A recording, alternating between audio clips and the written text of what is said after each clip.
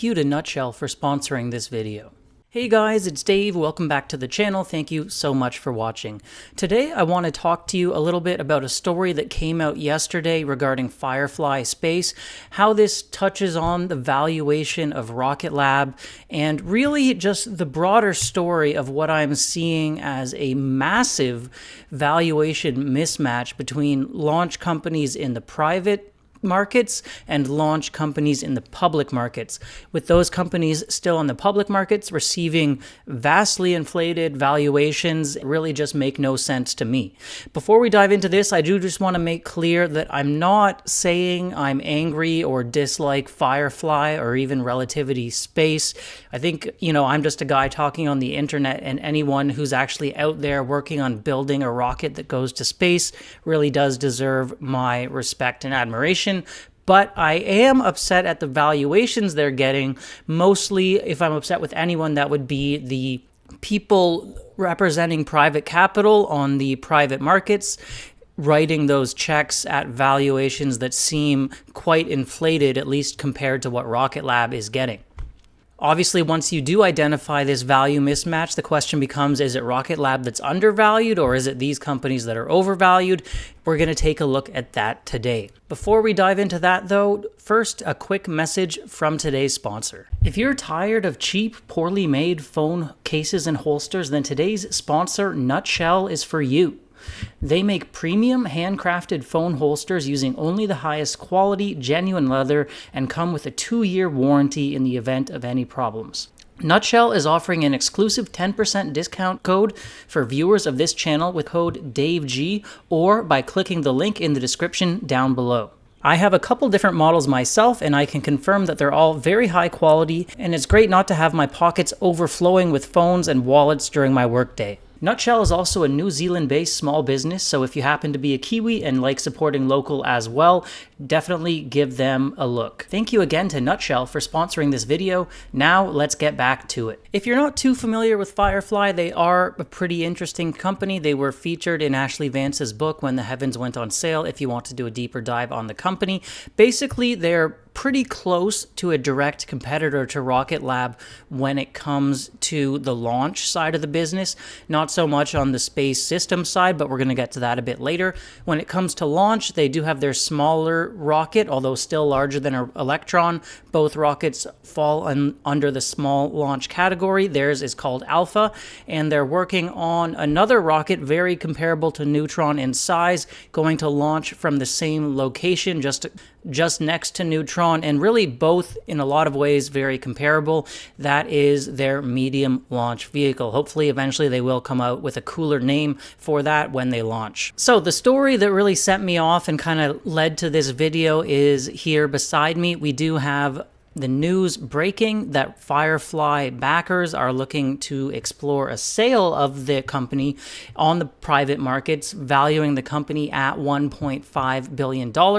Now, one of the interesting things about this is it was last valued in 2023 during their last raise at $1.5 billion. So that would mean that there has been no value increase since that time, while the public markets have in general been performing quite well. Another thing to think about is, maybe they're mulling this exit, trying to drop the company because cash reserves are running low. Unfortunately, because it's a private company and not a public company, we don't have the data around that. But what really stood out to me is this valuation from the get-go, $1.5 billion. If you're a Rocket Lab investor, you probably know that the company's been valued around $2 billion for quite a while. When it dropped to the mid-threes, we were talking even below $2 billion. If it goes higher, maybe it's above. But very comparable valuations between the two companies, and at least the rocket side of the businesses are looking very comparable as well. So I thought it would be a great exercise to point out just how out of whack these valuations seem to me, and something is clearly wrong here. So let's take a look. Okay, first off, each company started with a smaller rocket. With Rocket Lab, you'd probably already aware that is the Electron, currently launching today. With Firefly, it's called their Alpha rocket. Now, Alpha is almost twice as large as Electron, but both still fall under the small rocket category. And so they are a pretty good comparison with each other. There's not a lot of rockets out there currently launching in that small category right now. Price per launch for Rocket Lab, around $8 million. Price per launch for Firefly, around $15 million. I have no problem with that for Firefly. It makes sense. You know, they're launching a little bit more mass. They're charging twice as much. No problems with them having that sticker price and getting that revenue per launch. Now, the interesting thing, now we look at launch attempts and results. Rocket Lab has launched 47 times with 43 successful launches and 4 anomalies, one of those not being Rocket Lab's fault or the fault of the rocket, but it still falls under a failure. So that means 43 successful launches. Firefly, 4 launches of their Alpha rocket and 3 failures, only 1 success. Not a great track record. I hope Alpha succeeds. I think it has a good shot, but they have some proving to do when it comes to the heritage and of reliability, something that's so important if you're resting the future of your entire company on getting a satellite to orbit, and an extremely expensive satellite, you're probably going to be a little worried about putting out a rocket with a track record of 1 in 4. So they do have to build out the heritage in order to, I think, unlock the full value of the rocket. In terms of reuse, to potentially improve margins and make the rockets more profitable, well, Rocket Lab is planning to splash down their first stage of Electron in the ocean using a parachute and then retrieve that first stage with a boat. They've done a lot of waterproofing work on it, and they're very close to reusing that first stage, something that we'll be very excited to see and should help improve profitability a lot on that rocket. Firefly not currently planning any reusability on their Alpha rocket, so that is also an issue. They have to build a new rocket and expend it every single time. So in terms of each company's small launch vehicle, to me, it's a no-brainer that there's more value on the Rocket Lab side than the Firefly side. From a heritage point of view, from being proven out, from a manifest point of view, Rocket Lab looking at maybe 20 launches this year. Firefly, I think they're going to be lucky to get 2 off successfully this year. To me, it's absolutely a no-brainer. More value on the Electron side of things. But if you disagree with me, I would love to hear your arguments down below. Maybe there is something I'm missing there. Now, when it comes to other spacecraft and other vehicles, to me, this is where the biggest differentiator lies, even though I think Electron was a pretty big differentiator as well. Rocket Lab has a spacecraft manufacturing business with 4 models of satellite buses, including their Lightning, Pioneer, just a pretty solid looking line of spacecraft. They have a backlog of over 40 satellites under development. I believe it's about 45, with some fairly major customers, including at the end user Apple for one of their larger contracts, and their very largest contract, the U.S. government, in their SDA constellation. 2 very solid customers. They're also sending 2 of these satellites to Mars for NASA, so some serious satellites being developed here. They do have merchant supplier business for satellite components with one of the 3 largest satellite solar production companies in the world, Solero. They have reaction wheels, star trackers, separation systems, mission management software, just really the works when it comes to everything you need to build out satellites. The one thing they are kind of missing is the payload capability, which is something they are looking to rectify in the near future. And they have a massive backlog on this side of the business, growing rapidly. I think it's absolutely amazing for Rocket Lab and severely underappreciated. Now, Firefly does have some spacecraft of their own. They're working on lunar landers for NASA. They're contracted for 2 Blue Ghost lunar landers, actually sourcing some of the materials and supplies for that lander from Rocket Lab themselves, interestingly enough. But those 2 contracts are worth $93 million and $112 million, respectively. Could be potential down the line to grow those and send future landers as well, I'd imagine. They also have a on-orbit solution vehicle they've announced called Elytria for servicing and resupply and all the refueling, all these things. Don't have a ton of details on any backlog on that. There's some interesting studies going on. It's very early days. I don't think they've ever built one yet, but it's in the works as well for Firefly. Talking about the numbers, this is where the rubber meets the road, as they say. Rocket Lab's currently expected to do at least $410 million of revenue this year, 2024. Firefly, we're looking at maybe 2 launches is my guess. You might argue there could be up to 4, so I'm saying 30 million launch revenue. Maybe there's 60 if they're really be able to push through, but either way, still sub 100 million. Then they're maybe getting some money from NASA for the lunar lander work they're being done. I do have to imagine the majority of that revenue is recognized when the landers actually launch and get put into action, but maybe they're, receiving 20 million revenue this year from the landers.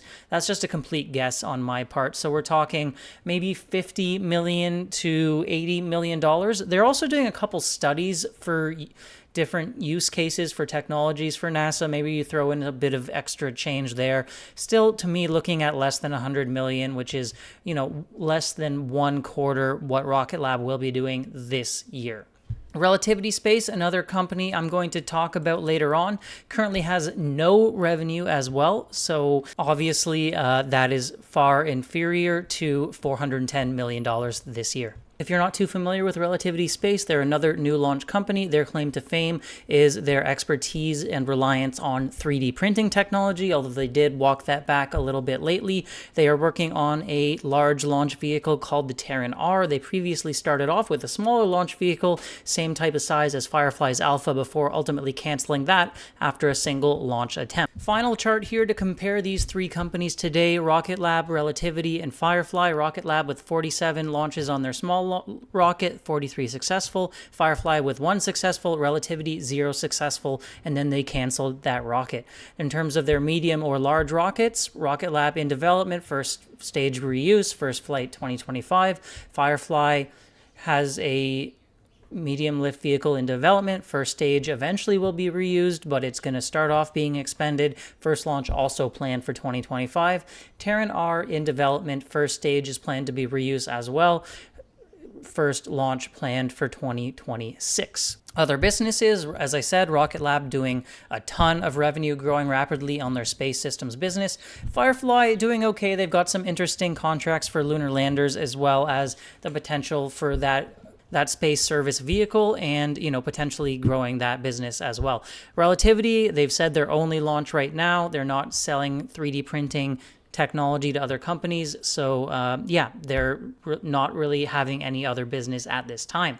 Future plans, Rocket Lab, I think, severely undervalued when it comes to the end-to-end vision space business, providing their own services from orbit, similar to SpaceX with Starlink, where you can really stack those margins and make a lot of money. Firefly, they're going to continue doing launch and they're going to do space services. Haven't heard the end-to-end vision where they're operating their own service vehicle, but perhaps not providing services to people on Earth from space.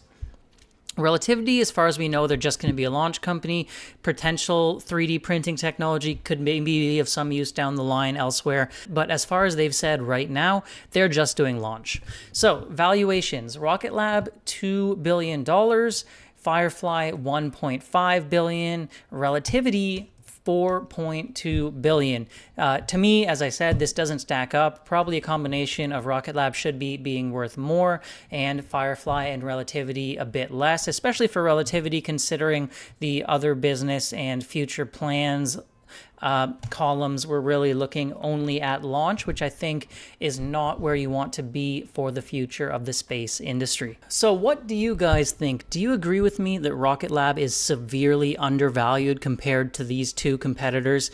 Do you think that the problem is private equity is valuing these companies too highly, or Rocket Lab is being valued too lowly? Personally, I think it's a little bit of both. I do kind of wonder, though, you hear private equity firms and funds being called the smart money, whereas us retail investors are named dumb money. But I have to say, we seem to be being much more responsible and reasonable with the valuations the public markets are giving these companies, and the private markets are the ones that seem disconnected, like they're still living back in 2021 when everything was going crazy with very little to no revenues.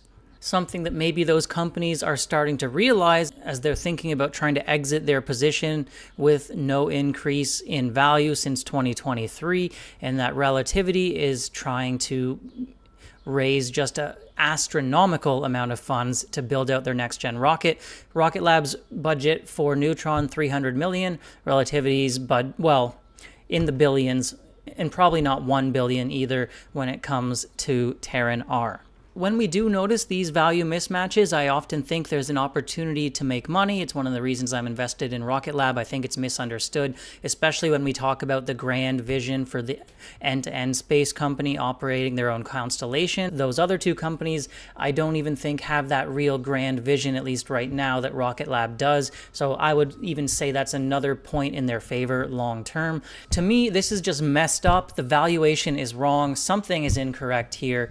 And, it can't last forever. Thank you guys so much for watching. If you made it to the end of this video, please do consider hitting like and subscribe if you haven't already subscribed. It's very much appreciated. I hope you guys have a great day and a great rest of the week, and I'll see you in the next video. Bye for now.